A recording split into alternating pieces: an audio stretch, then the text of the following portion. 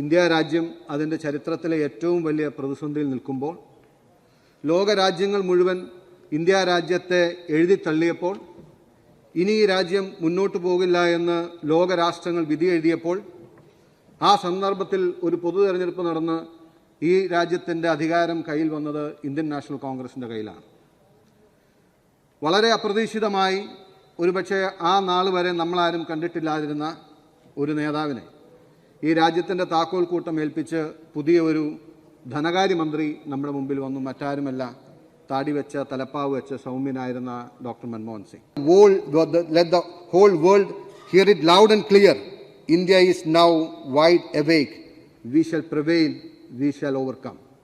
ഈ വാക്ക് ഒരുപക്ഷെ 3 ദശാബ്ദങ്ങൾക്ക് മുമ്പ് ഇന്ത്യൻ പാർലമെന്റിൽ നിന്ന് പറയുമ്പോൾ കൂടെ ഉണ്ടായിരുന്ന കോൺഗ്രസ്സുകാർ പോലും വിശ്വസിച്ചിട്ടില്ല സാർ ഇങ്ങനെ നടക്കുമെന്ന്.